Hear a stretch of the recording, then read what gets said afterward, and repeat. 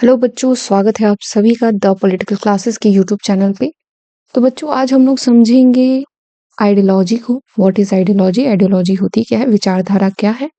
दूसरी चीज हम समझेंगे एंड ऑफ आइडियोलॉजी को, आखिर विचारधारा का अंत का जो कॉन्सेप्ट है वो क्या है। तीसरा हम समझेंगे लिबरलिज्म को, मार्क्सिज्म को, सोशलिज्म को एंड फेमिनिज्म जो होता है वो क्या होती है। ये जो आइडियोलॉजीज चल रही हैं हमारे विश्व में वो किस तरीके से काम करती है। तो पॉलिटिकल थ्योरी का एक अनदर इम्पॉर्टेंट टॉपिक है आप लोगों के लिए। आप लोगों से सवाल सीयूटी पीजी में पूछे जाते हैं इससे, तो ध्यान रखिएगा। Daniel Bell and Francis A Fukuyama, दोनों के बीच में क्या अंतर है, क्या चीज है, कौन एंड ऑफ आइडियोलॉजी देते हैं और कौन एंड ऑफ हिस्ट्री देते हैं, उसके बारे में अभी हम लोग पढ़ेंगे। चलिए बच्चे, तो स्टार्ट करते हैं। तो अगर हम डायमेंशंस ऑफ आइडियोलॉजी की बात करें, विचारधारा के अगर आयाम की बात करें, तो विचारधारा कितने टाइप की होती है। ठीक है, तो विचारधारा का अगर देखें तो विचारधारा की अगर हम बात करें तो दो types, set of ideas on the best system of society and government and distort and then science of ideas. एक तो ऐसा होता है कि हम किसी चीज को मान लेते हैं गवर्नमेंट के बेस पे, या कोई भी सिस्टम होता है तो उसको हम सोचते हैं कि ये बहुत बेस्ट है। जैसे आजकल एग्जाम्पल लीजिए, हम लोग कह रहे हैं डेमोक्रेसी बहुत अच्छी व्यवस्था है, प्रणाली है, ठीक है, तो उसको हर कोई फॉलो करता है। क्यों करता है? बिकॉज अमेरिका में डेमोक्रेसी है और लोग उसको मानते हैं, तो ए मैटर ऑफ फेथ हो जाता है। अब साइंस ऑफ आइडियाज जैसे कोई भी चीज है कि मान लो कोई कह रहा है कि 3 महीने के बाद क्या होगा, आपका भूकंप आने वाला है, या कोई कह रहा है कि भाई हो सकता है कि आपका मौसम कल बारिश होगी या परसों बारिश होगी। तो वो किस पे, वो विचारों का एक विज्ञान होता है जिसमें एक क्रिटिकल एग्जामिनेशन करते हैं, कैटेगराइज जो कि ओपन माइंड से होता है, खुले दिमाग की विशेषता होती है कि उसको, क्योंकि हम लोग खुद सामने से उसको जज करते हैं। Then disinterested search for better society, उनका कोई नहीं, उनको बस अपने विज्ञान से कि बारिश होने वाली है कि क्या। इंस्ट्रूमेंट ऑफ पॉलिटिकल थ्योरी, राजनीतिक सिद्धांत के एक तरीके के उपकरण पे। allows individual to question authority, यानी जो एक इंडिविजुअल है वो क्वेश्चन करता है कि भाई अथॉरिटी कैसे काम करती है। ठीक है, अब matter of fate, close mind, मतलब कि अगर कुछ लोग बीजेपी के फॉलोअर्स हैं तो सिर्फ बीजेपी के फॉलोअर्स बन के रहते हैं। उनको ये नहीं पता कि अगर बीजेपी कुछ रॉन्ग भी कर रही है या कुछ गलत भी कर रही है, देन ऑल्सो दे सपोर्ट, फिर भी वो सपोर्ट करते हैं। तो ये क्या होती है? ये अंधभक्ति होती है। Interested search for better society, यानी वो एक बेहतर समाज की बात करते हैं। इंस्ट्रूमेंट ऑफ पॉलिटिक्स, राजनीति का एक बहुत बड़ा इंस्ट्रूमेंट रहते हैं। And demand subordination to authority, यानी जो प्राधिकार होता है उसकी के अधीन की मांग ये लोग करते हैं। अब व्यूज ऑफ मार्क्स देखे तो कार्ल मार्क्स ने विचारधारा को झूठी चेतना के रूप में देखा है। Like it is A false concept है, विचारधारा कुछ नहीं होता। व्यूज ऑफ लेनिन की अगर बात करें तो लेनिन विचारधारा को तटस्थ अवधारणा के रूप में देखते थे, जो विभिन्न वर्गों की राजनीतिक चेतना को बताती है। ये बहुत सारे वर्ग हैं जो एक साथ जुड़ के बता रहे, वो किसी चीज में बिलीव करते हैं तो वो कहते हैं। ठीक है, अगर कोई राम में बिलीव कर रहा है, कोई रहीम में बिलीव कर रहा है, या कोई आपके ईसा मसीह में कर रहा है, तो वो एक बिलीव सिस्टम है उनका, तभी ना कोई जनरेट हो रहा है कोई चीज। उन्होंने तर्क दिया कि पूंजीवाद से लड़ने के लिए सर्वहारा वर्ग को भी एक विचारधारा की आवश्यकता है। उनका मानना था कि सर्वहारा वर्ग की विचारधारा वैज्ञानिक समाजवाद जो है वो हो गया। अब वैज्ञानिक समाजवाद क्या रहता है वो उसको हम आगे देखेंगे। इसमें लुकास के विचार क्या है? हंगरी के मार्क्सवादी जॉर्ज लुकास ने इतिहास और वर्ग चेतना 1923 में सामाजिक जीवन पर विचार की निर्भरता का एक सिद्धांत प्रस्तुत किया, जिसमें मुख्य रूप से भौतिक उत्पादन के वर्ग संबंध जो थे वो शामिल है, कि हाँ कैसे आप जो मेटेरियलिस्टिक वर्ल्ड है उसमें। देन हमारे पास आ जाते हैं व्यूज ऑफ कार्ल मैनहाइम। ठीक है, कार्ल मैनहाइम की अगर बात करें तो इनकी बुक है आइडियोलॉजी एंड यूटोपिया, ध्यान रखिएगा बच्चे। 1929 में rejects marks theory of ideology on 3 grounds.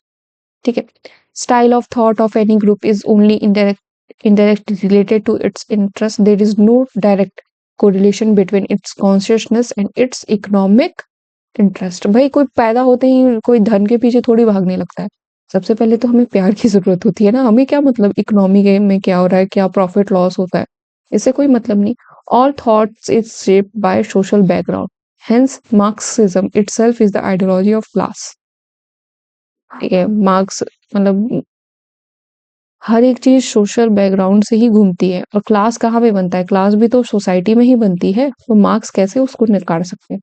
Apart from class, other groups like different generation also have the significant influence upon the consciousness.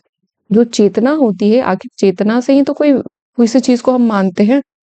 ठीक है, अब मान लो मैं भगवान में मान रही हूँ, नहीं मान रही हूँ, ये तो मेरे ऊपर डिपेंडेंट है।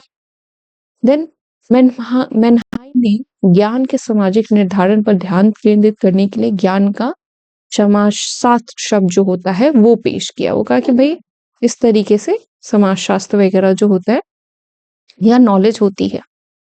तो बच्चे ज्ञान का समाजशास्त्र शब्द पेश किया, उन्होंने बात की सोशियोलॉजी ऑफ नॉलेज की बात की, और उन्होंने क्या कहा कि भैया उनका मानना था कि मिथ्या चेतना दो रूपों में प्रकट हो सकती है, या तो एक विचारधारा में या तो एक सपने में। जैसे विचारधारा क्या है? हम किसी के बारे में सोच रहे हैं, सपना भी तो वैसे ही है।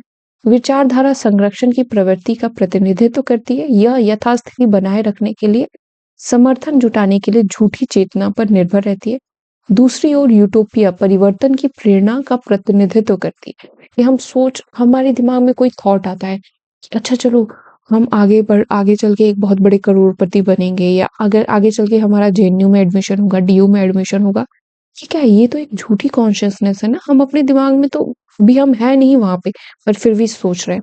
यह परिवर्तन की ताकतों के लिए समर्थन जुटाने के लिए अवास्तविक सिद्धांतों को पेश करके झूठी चेतना पर निर्भर करता है। एक शासक वर्ग विचारधारा का उपयोग करता है, विपक्ष एक आदर्श लोक प्रस्तुत कर सकता है। मैनहाइम ने घोषणा की कि वर्गहीन समाज की मार्क्सवादी दृष्टि स्वप्न लोक से कम नहीं है, अतः मिथ्या चेतना को भी अपनाकर एक उपकरण वो लोग बनाते हैं। ठीक है, आगे बढ़ते हैं। Method of sociology of knowledge की बात करते हैं। ये आपका एंट्रेंस पॉइंट ऑफ व्यू से उतना इंपॉर्टेंट नहीं है, बट फिर भी समझना चाहिए। Free of locating stratum of intellectuals by listening to opponents knowledge is partial। ठीक है, यानी हम ओपोनेंट की भी चीजें समझ के opens the way to achieve synthetic common knowledge of prevailing historical situation, realistic vision between ideology and utopia। तो ये उतना जरूरी नहीं है। Then power corrupts, absolute power corrupts absolutely।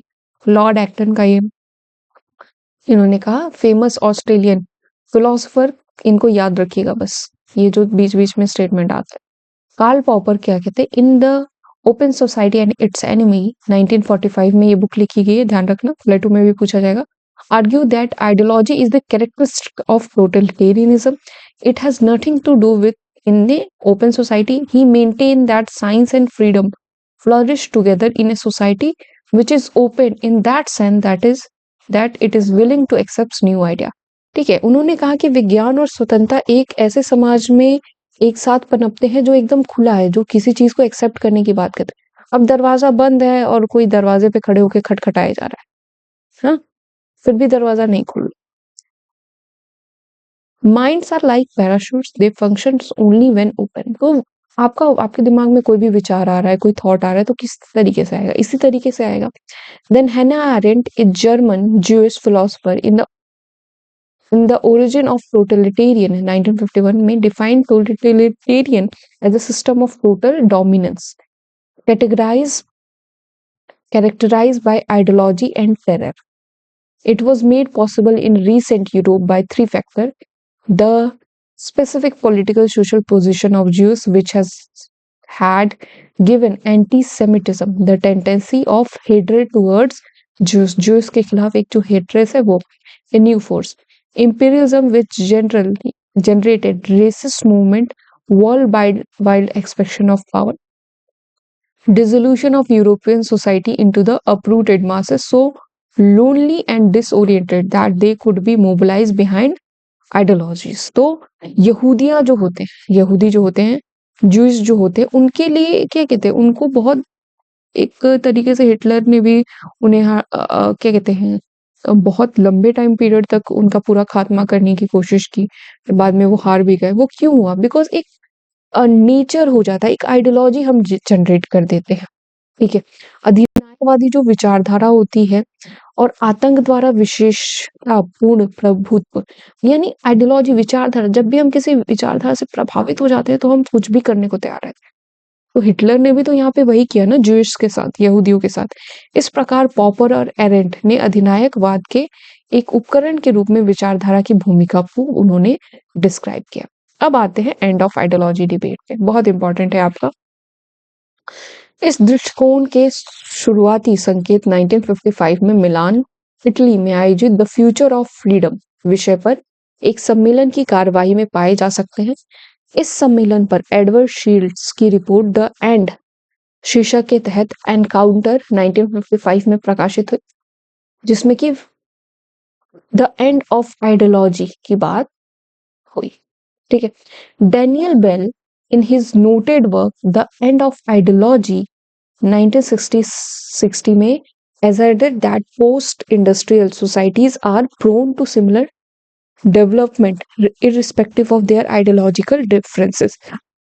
They have lesser proportion of workers in the industry than in services. Then Seymour M. Lipset wrote book Political Man, the Social Basis of Politics. ठीक है, अब इन्होंने इसमें क्या बात की, ठीक है, वो देखिए, लोकतंत्र केवल या मुख्य रूप से एक साधन नहीं जिसके माध्यम से विभिन्न समूह अपने लक्ष्य प्राप्त कर सकते हैं, यह या अच्छे समाज की तलाश करते हैं, यह स्वयं अच्छा समाज संचालित करता है, ये खुद ही कर देगा। फिर उसके बाद एक और इम्पोर्टेंट चीज आती है, फ्रांसिस फुकुयामा ने द नेशनल इंटरेस्ट 1989 में प्रकाशित द एंड ऑफ हिस्ट्री नामक अपने पेपर में तर्क दिया कि समाजवाद यानी वर्तमान समय में संदर्भ में साम्यवाद जो कि यूएसएसआर में चल रहा था उस टाइम पे, यूएसएसआर जिसको हम सोवियत यूनियन भी कहते, कि विफलता का मतलब आर्थिक और राजनीतिक उदारवाद की एक निर्विवाद जीत है। आप जानते हैं 1991 में क्या हुआ था, सॉरी, आपका यूएसएसआर हारने लगा था और उसका विघटन हो गया था। इसने मानव जाति के वैचारिक विकास के अंतिम बिंदु और मानव सरकार के अंतिम रूप में पश्चिमी उदार लोकतंत्र का सार्वभौमिकरण किया है।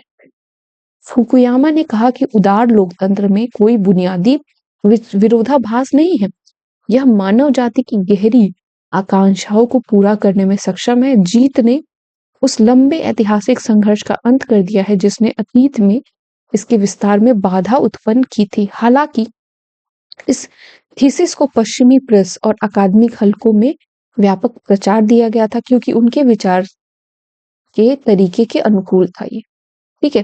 तो फ्रांसिस फुकुयामा क्या बात करते, मेंटेन द लिबरल डेमोक्रेसी जो था contains no basic contradiction and that it is a capable of fulfilling the deepest aspiration of mankind. अब यहाँ पे थोड़ा पीछे जाएंगे हम लोग, हम कोल्ड वॉर की बात करते हैं। कोल्ड वॉर की जब हम लोग बात करते हैं बच्चे, कोल्ड वॉर 1945 से अब तक 1991 तक चला। अब ये जो कोल्ड वॉर थी वो विचारधारा की भी लड़ाई थी, जो कि जिसमें लिबरल डेमोक्रेसी को कौन जज कर रहे थे भैया, उसको कर रहे थे आपके यूएसए, और आपका यहाँ पे जो कम्युनिज्म है इसको आप यूएसएसआर जो है वो कहीं ना कहीं से वो इस आइडियोलॉजी को फॉलो अप कर रहे थे। तो 1991 में क्या होता है कि यूएसएसआर का विघटन हो जाता है, टूट जाता है यूएसएसआर। कहा जाता है कि इससे यूएसए की जीत हुई है। फिर वहीं से आपका एलपीजी मॉडल भी अपनाया जाता है, लिबरलाइजेशन, प्राइवेटाइजेशन एंड ग्लोबलाइजेशन। तो ये कुछ चीजें होती है जो कि सोसाइटी को अपलिफ्ट करने लगती है। चलिए उदारवाद की बात करते हैं। उदारवाद ब्रॉड स्ट्रीम ऑफ लिबरलिज्म, उदारवाद की व्यापक धाराएं क्या है। लिबरलिज्म में पहला आता है क्लासिकल, दूसरा आता है मॉडर्न, तीसरा आता है कंटेम्पररी। ये ध्यान रखना। फर्स्ट आपका नेगेटिव लिबरलिज्म आता है सबसे पहले, ठीक है, जिसमें कि इंडिविजुअल की बात होती है, उपयोगितावाद की बात होती है। इतना समझ जाओ और जो नहीं समझेगा ना उसकी मैं पिटाई करूंगी कम से कम 2-3 बार। फिर उसके बाद नेगेटिव लिबरलिज्म को सही करने के लिए पॉजिटिव लिबरलिज्म आता है, जिसमें हम वेलफेयर स्टेट की बात करते हैं, सोसाइटी की बात करते हैं। अब कंटेम्पररी क्या चल रहा है? न्यू लिबरलिज्म, नव उदारवाद, जिसमें कि न्यू क्लासिकल लिबरलिज्म या लिबर्टेरियनिज्म को फिर से उठाया गया, जिसमें लिबरलाइजेशन, उदारीकरण, प्राइवेटाइजेशन एंड थर्ड ग्लोबलाइजेशन, ये जो सभी फैक्टर्स है इन पे बात जो है वो शुरू हुई है हमारी। ठीक है बच्चा, चलिए अब मार्क्सवाद की बात करते हैं। तो मार्क्सवाद क्या है? एक संपूर्ण विश्व दृष्टिकोण है, जीवी प्लेन खानो के द्वारा, यूटोपियन सोशलिस्ट सेंट साइमन और Louis Blanc, 3 Robert Owen 1771 and 1851 in England and Charles Fourier in France produced elaborate plans of setting up such models communities which would be governed by free cooperation rather than free competition.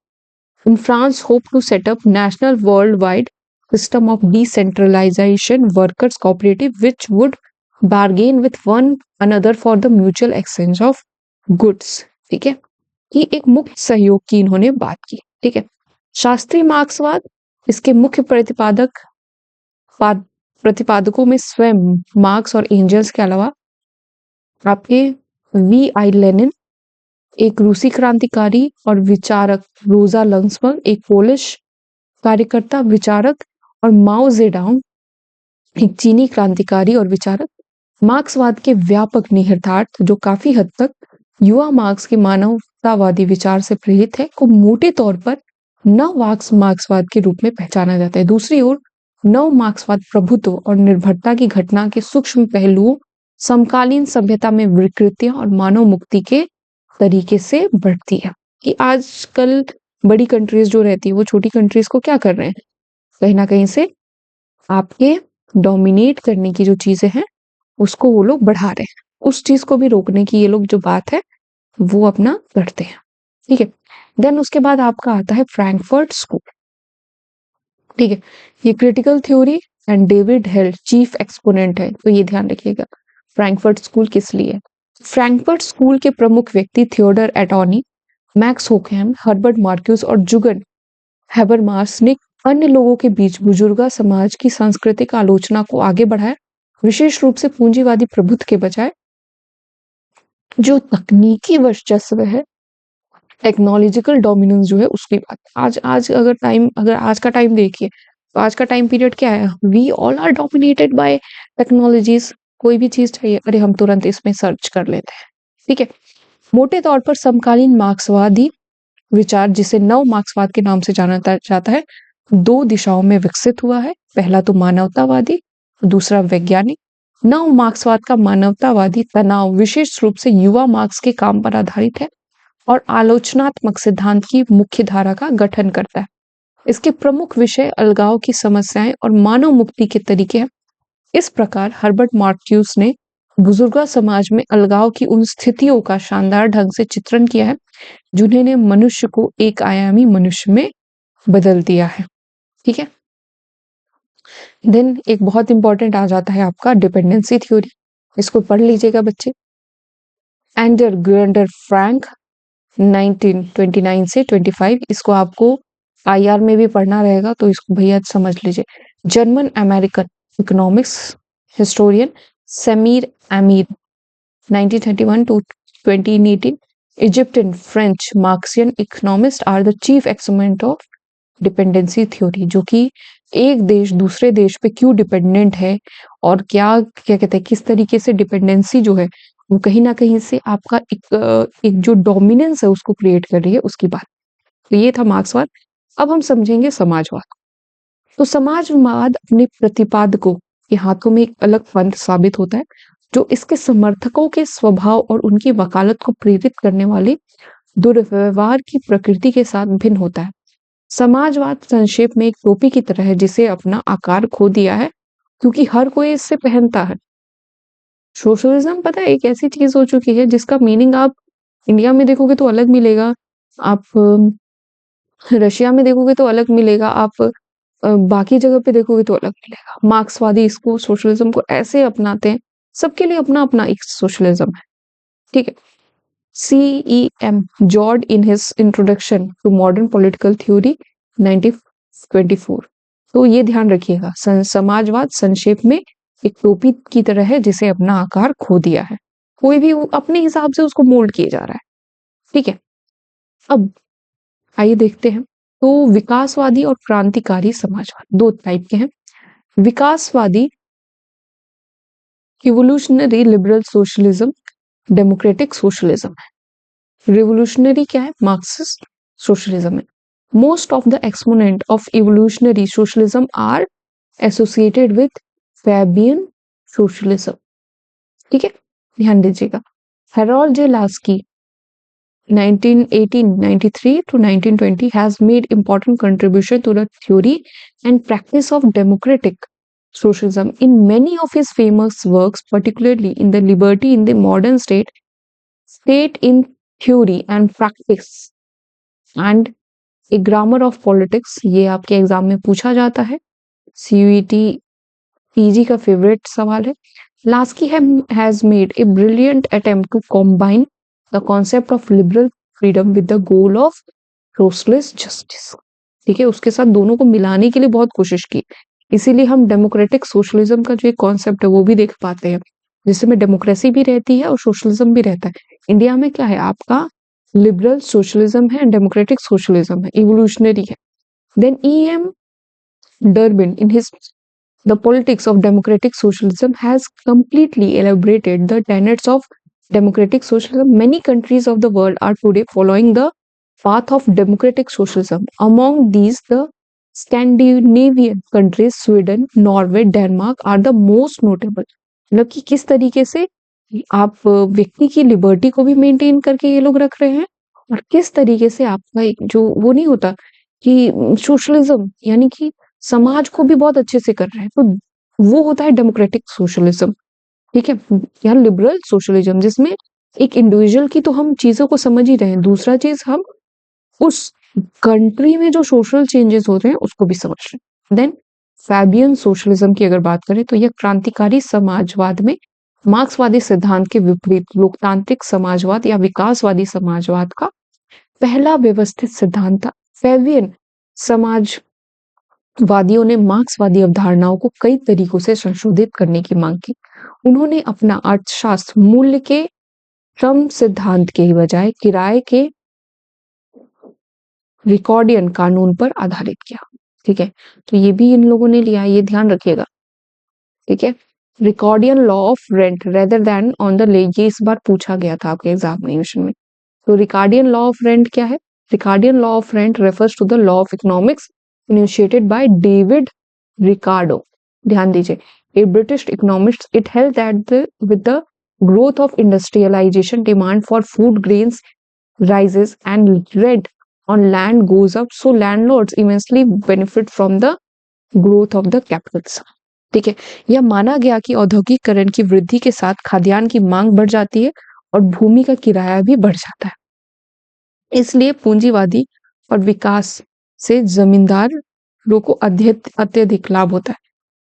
अब किसी की चीज की मांग बहुत ज्यादा है तो जाहिर सी बात है भाई, अगर कोई उसको प्रोवाइड कर रहा है अगर किसी की चीज की, तो भाई वो उसके पैसे भी ज्यादा देगा, ठीक है?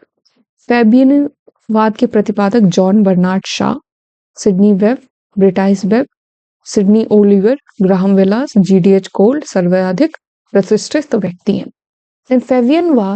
फैबियन समाजवाद और फैबियनवाद को सबसे पहले इंग्लैंड में फैबियन सोसाइटी द्वारा विकसित किया गया, जहां से इसे इसका नाम मिला। फेबियनिज्म शब्द को एक महान रोमन जनरल क्विंसी फैबियन के नाम पर अपनाया गया था, जिनकी हैनिबल के खिलाफ लड़ाई में रणनीति ने सोसाइटी के लिए एक मार्गदर्शक के रूप में काम किया था। मार्क्सवादी समाजवाद ने पूंजीवाद से समाजवाद में परिवर्तन लाने के लिए श्रमिक वर्ग की ताकत पर भरोसा किया था। फैबियन समाजवाद ने एक नई सामाजिक व्यवस्था लाने की तकनीक विकसित करने के लिए मध्यम वर्ग की सेवाओं का उपयोग करने की मांग की। इसने समाजवादी आदर्श के पक्ष में समुदाय की सामाजिक चेतना को जगाने का को एक महत्वपूर्ण उपलब्धि के रूप में माना है, क्योंकि भाई समाज जब जान जाएगा कि ये मेरी चीजें हैं, तो फिर हमें कोई जरूरत ही नहीं है कि किसी के आगे हमें झुकना है। जनता के आगे क्यों सरकार झुकती ही है, चाहे वो कोई भी सरकार हो। Aims and objective of feminism, भूमि और औद्योगिक भूपूंजी से मुक्ति, अवसर की समानता, समाजवादी विचारों का प्रसार और सार्वभौमिक शिक्षा शिक्षा यही तो हमारी मेन चीजें हैं, यही यही तो हमारी मांग है ना। और कोई भी समाज अगर देखो, अगर ये चार चीजें अगर उसको मिल जा रही है तो भाई वो बहुत सही रहता है। Then German German social democracy की अगर बात करें तो फ्रांडिस लासेल द्वारा विकसित जर्मन सामाजिक लोकतंत्र विकासवादी समाज का एक और महत्वपूर्ण संस्करण था। लैसेल ने इतिहास की आर्थिक व्याख्या के मार्क्सवादी सिद्धांत को इस हद तक स्वीकार कर लिया। इसका तात्पर्य यह था कि भविष्य के समाज में श्रमिक वर्ग का उदय और उसके परिणाम स्वरूप पूंजीवाद का पतन अपरिहार्य होगा। ठीक है। हालांकि लेस्ले ने राज्य की प्रकृति और भूमिका के संबंध में अलग अलग दृष्टिकोण विकसित किए। पूंजीवादी राज्य को हिंसक तरीके से उखाड़ फेंकने के बजाय लासाले ने सुझाव दिया कि श्रमिक वर्ग को सार्वभौमिक समाज प्रत्यक्ष मताधिकार हासिल करने की दृष्टि से खुद को एक राजनीतिक दल में संगठित करते रहना चाहिए। ठीक है। तो यहाँ पे बात क्या हो रही है कि हम सोशल डेमोक्रेसी की बात कर रहे हैं। इस प्रकार लेस्ले ने पूंजीवादी राज्य के श्रमिकों के राज्य में एक संवैधानिक शांतिपूर्ण संक्रमण की परिकल्पना की। मतलब अब आप लोगों को ये भी समझ में आ रहा हो कि भाई समाजवाद तो पहले समाज से रिलेटेड था, अब इसमें वो भी आ गया। ठीक है। अब इसको तो जाने दो, ये तो आप लोग समझ जाओगे। ठीक है। सिंडिकेटलिज्म, सिंडिकवाद। ठीक है। तो सिंडिकवाद ने मार्क्स के वर्ग सिद्धांत को स्वीकार किया और इसने राजनीतिक राज्य के उन्मूलन का अपना एक उद्देश्य दिया अपने हिसाब से। ठीक है। इसने सामाजिक व्यवस्था की कल्पना की जिसमें सारी शक्ति उत्पादक को दी जाएगी।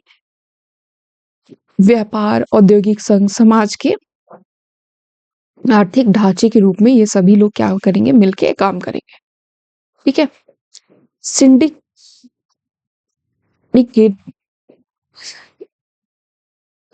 सिंडिकल वाद का अर्थ राज्य के बिना समाजीकरण की बात ये लोग करते हैं। ठीक है। कि without state we can do a lot of things. ठीक है। उद्योग के नियंत्रण में राज्य का कोई अधिकार नहीं होगा, राज्य की शक्ति को प्रतिबंधित और संतुलित करने की बात रही। तो यहाँ पे आपने different different kinds of socialism देख लिए कि सर हर किसी का अपना। अब गिल्ड सोशलिज्म, ये आप लोगों से एग्जाम पे पूछा जाता है, इंपॉर्टेंट। ठीक है। ये आपका CUET PG के लिए क्या है, इंपॉर्टेंट है। ठीक है। इंग्लैंड में विकसित गिल्ड समाजवाद की उत्पत्ति ब्रिटिश श्रमिक आंदोलन में एक प्रवृत्ति के रूप में हुई, जिसे 1916 से 1926 की अवधि में बड़ी वैचारिक सफलता मिली। इसने समाजवाद के अच्छे बिंदुओं को प्राचीन गिल्ड प्रणाली के साथ जोड़ने का प्रयास किया। संक्षेप में इसने वर्ग संघर्ष पर मार्क्सवादी जोर को बरकरार रखा। यह वेतन प्रणाली के उन्मूलन के पक्ष में था पूरे तरीके से। इसने श्रमिकों के साथ साथ उपभोक्ता के महत्व को भी सामने रखा करके सिंडिकलिज्म को संशोधित करने की मांग की। इसने पुराने राज्य को खत्म करने की मांग की जो शोषण का साधन था। हालांकि इसने इस बात पर जोर दिया कि समुदाय के जीवन के लिए आवश्यक कई नागरिक गतिविधियों की जिम्मेदारी लेने के लिए एक नया संगठन हमें विकसित किया जाना चाहिए। ठीक है। गिल्ड समाजवाद न केवल साम्यवाद बल्कि सामूहिक समाजवाद के सभी रूपों का कड़ा विरोध करता था। यह फ्रांसीसी सिंडिकलिज्मवाद की उस शाखा से प्रेरित था जिसने श्रमिकों और उपभोक्ताओं के स्वतंत्र आर्थिक संगठनों द्वारा राजनीतिक राज्य की शक्ति को प्रतिबंधित और संतुलित करने की बात की। हालांकि ब्रिटिश गिल्ड समाजवाद ब्रिटिश उदारवादी परंपरा के साथ अपनी समानता के कारण फ्रांसीसी सिंडिकलवाद से दूर चला गया, जैसा कि समाज के बहुलवादी दृष्टिकोण में हुआ। तो प्राचीन गिल्ड प्रणाली क्या थी? गिल्ड प्रणाली से तात्पर्य कार्य के संगठन की एक प्रणाली है जो पूर्व औद्योगिक समुदाय में प्रचलित थी। इसके अर्थ में एक गिल्ड शिल्पकार और कारीगरों के एक संघ को संदर्भित करता है जो पारस्परिक समर्थन प्रदान करके व्यापार में नए प्रवेशकों को ज्ञान प्रदान करने, शिल्प मानकों को नियंत्रित करने, व्यापार में नई प्रविष्टियों को नियंत्रित करने के लिए बनाया गया होता है। संघों को विशेष प्रतिष्ठा और शक्ति प्राप्त होती है। इस गिल्ड की सदस्यता को विशेषाधिकार का स्रोत भी हम मान सकते हैं। ठीक है, तो विकासवादी समाजवाद की आलोचना की जाती है क्योंकि इसका सुसंगत सिद्धांत कुछ भी नहीं है। उदाहरण के लिए विकासवादी समाजवाद की कई किस्में हैं। फैबियन समाजवाद, संशोधनात्मक, सिंडिकलिज्म, गिल्ड समाजवाद, संसदीय, 5 संसदीय और लोकतांत्रिक, जो इसे बहुत ही ज्यादा अस्पष्ट बता देती है, कोई मीनिंग नहीं निकलता। फैबियन समाजवाद विशेष रूप से मध्यम वर्ग के बुद्धिजीवियों पर आधारित था जिसका श्रमिक वर्ग से कोई संबंध नहीं था। वास्तव में एक बौद्धिक विलासता जो है वही बन के रह जाता। समाजवाद के बाजार सिद्धांत के इस मिश्रण को बाजार समाजवाद कहा गया। इस नीति को 1950 के दशक की शुरुआत में यूगोस्लोवाकिया में, 1968 के बाद हंगरी में, 1980 के दशक में चीन, पोलैंड, बुल्गारिया और पूर्व सोवियत संघ में अपनाया गया था, परंतु वह भी अभाव की समस्या का समाधान ही नहीं कर पाया। ठीक है, क्योंकि आप श्रमिकों से ही बाहर भाग रहे हो। देन फांसीवाद को देखते हैं हम, तो बेनिटो मुसोलिनी और 1919 में उनके अनुयायी फ्रांसीवाद का एक प्रतिक्रियावादी सिद्धांत देते हैं। Fascism is a reaction theory, एक रिएक्शन थ्योरी है। फांसीवाद का सामाजिक आर्थिक आधार क्या है? आधार है कुछ लेखक जैसे W.M. मैकगर्सन, लूथर से हिटलर तक, और R.M. मैक्लेवर फांसीवाद को निम्न मध्यम वर्ग का आंदोलन जो है वही मानते हैं। Like it is nothing like वही। एनार्किज्म देखिए, ठीक है, अराजकतावाद विचार की एक ऐसी पद्धति का प्रतीक है जो मानती है कि समाज को राज्य के दमनकारी अधिकार के बिना संगठित किया जा सकता है, किया जाना चाहिए। ठीक है, विलियम गॉडविन एक ब्रिटिश राजनीतिक सिद्धांतकार पहले विचारक थे जिन्होंने एक राज्यविहीन समाज के लिए स्पष्ट रूप से तर्क दिया। उनकी राजनीतिक न्याय के संबंध में पूछताछ को अराजकतावाद का पहला व्यक्ति व्यवस्थित बचाव माना जाता है। हालांकि यह पीजे प्राउडान एक फ्रांसीसी दार्शनिक थे जो खुद को अराजकता कहने वाले पहले व्यक्ति थे। अराजकतावादी विचारों का सामान्य लक्ष्य राज्य का उन्मूलन होता है और कुछ नहीं। इतना बस क्लियर रखिए। ठीक है, जैसे अपने अपने क्षेत्र में वैज्ञानिकों और डॉक्टरों के साथ वास्तविक लोकतांत्रिक तरीके से लिए गए सामूहिक निर्णयों का नैतिक अधिकार भी होता है। फिलोसफिकल अनार्किज्म देखिए, तो दार्शनिक अराजकतावाद इस अर्थ में वैध प्राधिकार के विचार को खारिज करता है कि किसी भी व्यक्ति को, चाहे वह राज्य का अधिकारी ही क्यों ना हो, दूसरे की आज्ञाकारिता का आदेश नहीं होता।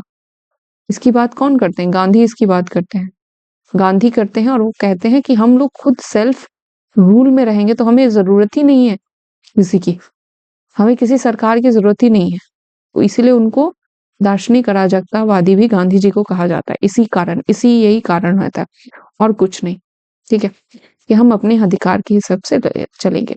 सोशलिस्ट एनार्किज्म देखिए, तो समाजवादी अराजकतावादी व्यक्ति की स्वतंत्रता पर जोर देता है जिसे उसकी जरूरतों को पूरा करने की क्षमता के रूप में परिभाषित किया है।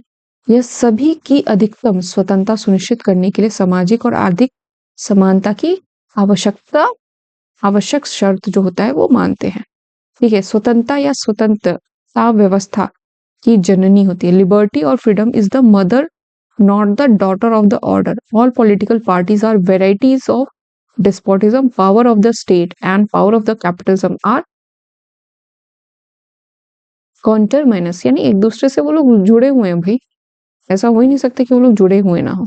ठीक है, चलिए इसको पढ़ लीजिएगा आप लोग, तब इन्हें समझना। चलिए ठीक है, रेवोल्यूशनरी एनार्किज्म, इसमें देखिए बाख क्रांतिकारी अराजकतावाद अभी भी समाजवादी अराजकतावाद का दूसरा संस्करण है। रूसी क्रांतिकारी मिखाइल बाकुनिन को क्रांतिकारी अराजकतावाद का प्रमुख प्रतिपादक माना जाता है। अराजकतावाद के लक्ष्य को प्राप्त करने के लिए क्रांतिकारी पद्धति पर निर्भरता के कारण इसे क्रांतिकारी जो है वो कहा जाता है। ठीक है, चलिए ये भी उसी का एक पार्ट है, इसको भी देख लीजिएगा आप लोग। ठीक है, महत्वपूर्ण क्वेश्चंस जो आते हैं वो ये रहते हैं। पहला चीज तो गांधी एक दार्शनिक अराजकतावादी थे। लियो टॉल्स्टॉय एक प्रशांत अराजकतावादी थे, तो ये ध्यान रखिएगा। ब्रॉड स्ट्रीम्स ऑफ एनार्किज्म देखिए तो philosophical anarchism, socialism anarchism, communist anarchism, pacifist anarchism, एनार्को सिंडिकिज्म, लिबर्टियम anarchism, इसके कौन कौन से चीफ एक्सपोनेंट्स है उसको देख लीजिएगा। ठीक है, अब बात करते हैं फेमिनिज्म की। तो फेमिनिज्म में टोटली नारीवाद पुरुषों के संबंध में समाज में महिलाओं की स्थिति और उनकी भूमिका की चिंता का प्रतीक है। इसका मानना है कि महिलाओं को अपने लिंग के कारण बहुत ज्यादा अन्याय सहना पड़ रहा है, अभी भी सहन करना पड़ रहा है, इसलिए यह उस अन्याय के निवारण के लिए प्रभावी उपाय करना चाहते हैं, जिसमें कि सेक्स एंड जेंडर की अगर हम बात करें तो सेक्स क्या होता है, जैविक अंतर होता है। लिंग सांस्कृतिक विचारों को संदर्भित करता है जो महिलाओं और पुरुषों को दोनों छवि और अपेक्षाओं का निर्माण करने की बात करता है। जैसे कि समस्या क्या है, division of society into main and women, हमने डिवाइड कर दिया। पॉइंट ऑफ डिवीजन क्या है, सेक्स है, जेंडर है। ठीक है, बेसिस ऑफ डिवीजन क्या है, product of nature, product of culture. Sex क्या है, नेचर ने दिया है हमें, कौन लड़का लड़की कौन ट्रांसजेंडर पैदा होगा वो कौन डिसाइड करता है, नेचर डिसाइड करता है। लिंग जेंडर क्या होगा, वो किसने किया है भैया, वो तो आपका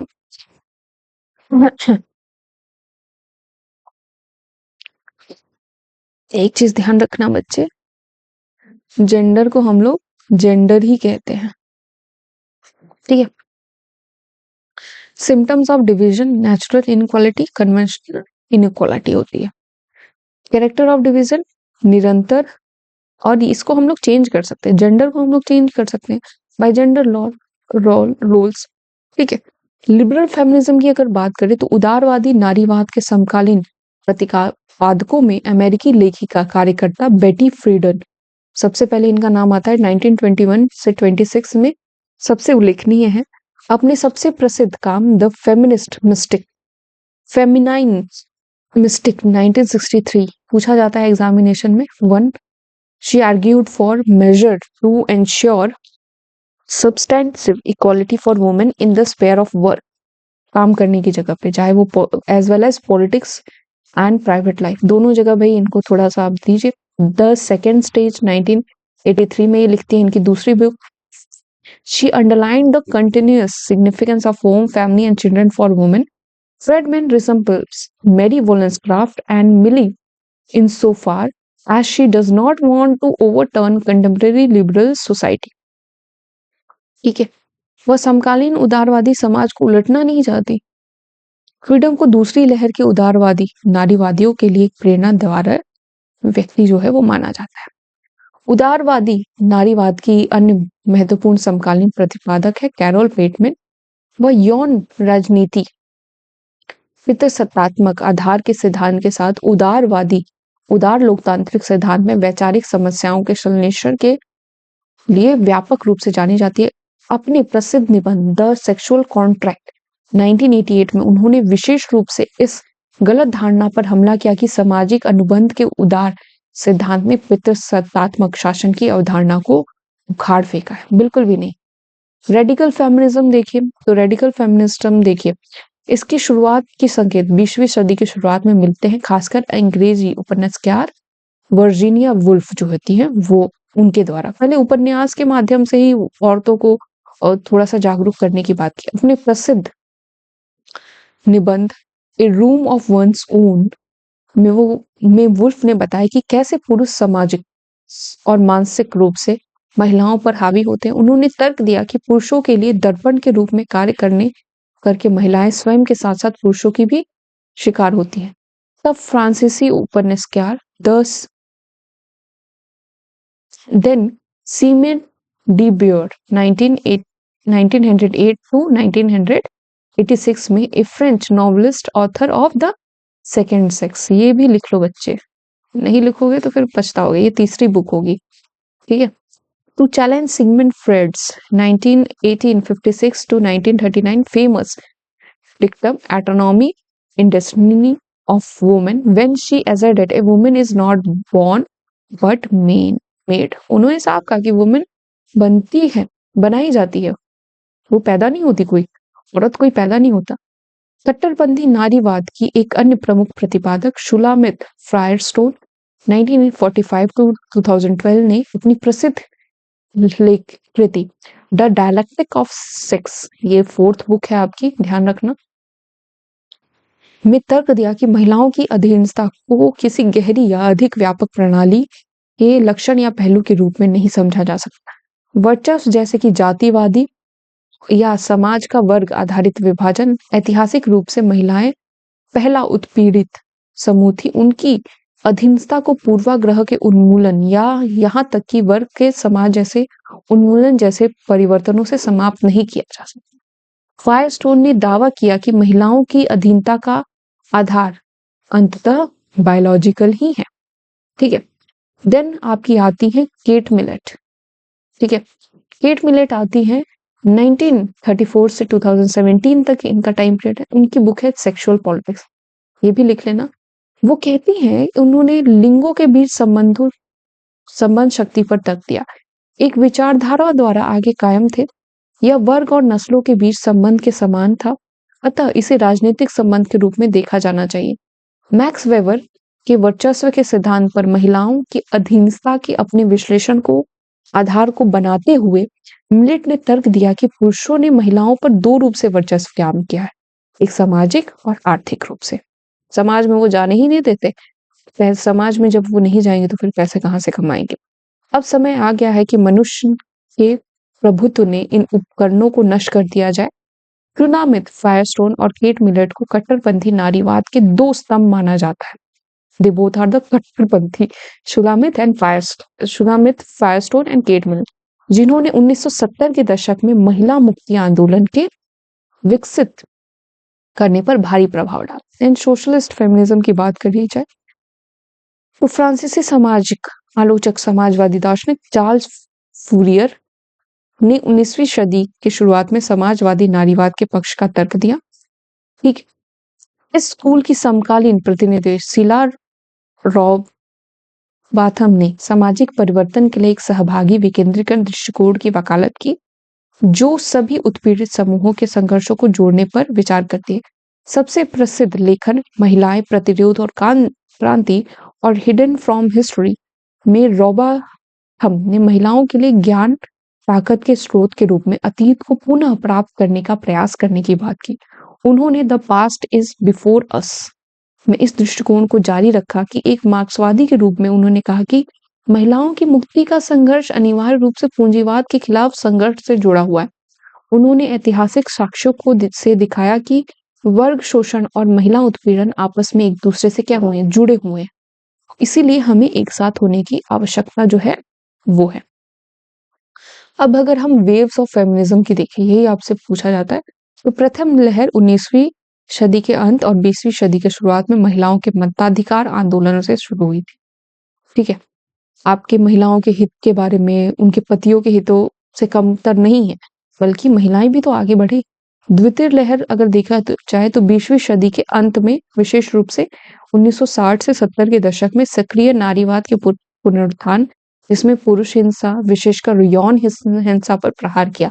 उन्होंने यौन विनम्रता और सौंदर्य प्रथाओं में भागीदारी जैसे स्त्री मानदंडों को अस्वीकार किया। उन्होंने महिलाओं को जबरन घरेलू व्यवस्था से मुक्ति दिलाने की वकालत की और सिस्टरहुड का जो एक बात है, एकजुटता और सिस्टरहुड का जो एक कॉन्सेप्ट था, उसको इन लोगों ने बढ़ाया। देन उत्तर नारीवाद इस बात पर जोर देता है, पोस्ट फेमिनिज्म, ये तीसरी लहर है, पर जोर देता है कि महिलाओं को मौजूदा सामाजिक व्यवस्था के भीतर खुद को एजेंट के रूप में देखना चाहिए, न कि पीड़ितों के रूप में। महिलाओं के खिलाफ हिंसा की घटनाओं पर ध्यान केंद्रित करने से उनकी वास्तविक भूमिका कमजोर हो जाएगी। उत्तर नारीवाद के प्रतिपादकों का तर्क है कि कामुकता को एक मुक्तिदायक शक्ति माना जाना चाहिए सही सहमति से किए गए सेक्स का जश्न मनाया जाना चाहिए। उनके विचार में यौन समानता और सौंदर्य प्रथाओं में भागीदारी और लिंग आधारित पोशाक के बीच कोई टकराव नहीं है। महिलाओं को केवल पुरुषों के साथ अपनी भौतिक समानता पर ध्यान देना चाहिए। तो ये कहीं न कहीं से अगर आप देखो, तो ये भी इर्रेलेवेंट चल रहा है। अभी भी महिलाओं को और भी कई सारी चीज़ें जो है वो सही करनी पड़ेगी। तो आज हम लोगों ने कंप्लीट किया आइडियोलॉजी कि कितने-कितने टाइप की जो आइडियोलॉजी जो होती है, वो हम लोगों ने देखा, ठीक है। आइडियोलॉजी में देखिए बच्चे, आइडियोलॉजी में आपके 3-4 ही चीज़ें इम्पोर्टेंट है। एक तो लिबरलिज़्म, दूसरा आपका सोशलिज़्म, तीसरा आपका मार्क्सिज़्म, चौथा आपका एनार्किज़्म, पाँचवा आपका फेमिनिज़्म, ठीक है। औरतों को फिर से लास्ट में कर दिया हम लोगों ने, ठीक है। तो ये सभी है।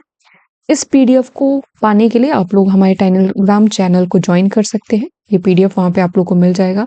और जितने भी सीयूटी पीजी वाले हैं, अगर आप लोग को आइडियोलॉजी समझनी है, ये फर्क का वीडियो देख के जाइएगा।